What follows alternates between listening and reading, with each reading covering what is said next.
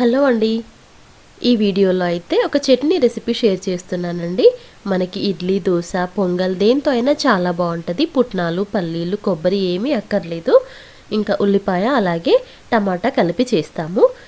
దీనికోసం అయితే స్టవ్ పైన గిన్నె పెట్టేసి ఒక 2 టేబుల్ స్పూన్ల నూనె వేయాలి.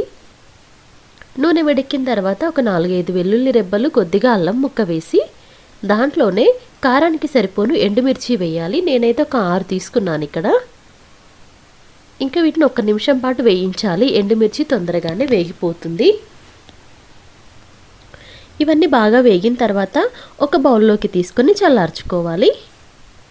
ఇప్పుడు అదే నూనెలో ఒక 3 మీడియం సైజు ఉల్లిపాయలు అయితే కట్ చేసి వేసానండి. మీ క్వాంటిటీకి తగ్గట్టు మీరు చేయండి, పెంచడం తగ్గించడం అది. ఇంకా ఇవి ఒక 2-3 నిమిషాల పాటు, అంటే మరీ బ్రౌన్ కలర్ అక్కర్లేదండి, జస్ట్ ట్రాన్స్పరెంట్గా అయితే చాలు. ఇప్పుడు దీంట్లోనే 1/2 టీ స్పూన్ జీలకర్ర, ఒక 3 మీడియం సైజు టమాటాలు కూడా కట్ చేసి వేశాను. అంటే ఉల్లిపాయ అనేది కొంచెం సాఫ్ట్ అయిన తర్వాత టమాటా వేస్తే సరిపోతుంది. ఉల్లిపాయ మరీ వేగక్కర్లేదండి. ఇప్పుడు దీంట్లో రుచికి తగ్గంత ఉప్పు వేయండి. అలాగే ఒక 2-3 రేకులు చింతపండు. ఉప్పు తగ్గితే మళ్ళీ వేసుకోవచ్చండి, పర్వాలేదు, చూసి వేసుకోండి.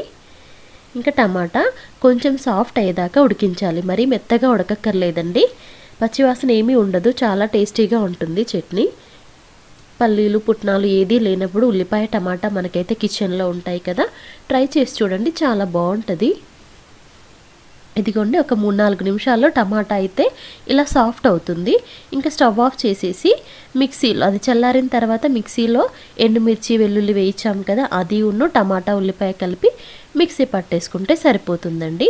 నేను పోపు ఏమీ పెట్టలేదు, ఇలాగే బాగుంటుంది. మీకు పోపు కావాలి అనుకుంటే కొద్దిగా ఆవాలు, జీలకర్ర, కరివేపాకు వేసుకొని పోపు వేసుకోండి. ఇంకా ఏ టిఫిన్తో అయినా చాలా బాగుంటుందండి. ఉప్మాతో కూడా తినొచ్చు. అంతే అండి. ఈ వీడియో నచ్చితే కనుక ప్లీజ్ లైక్ చేయండి ఫ్రెండ్స్. చాలా సింపుల్ చట్నీ అండి, టేస్టీగా ఉంటుంది.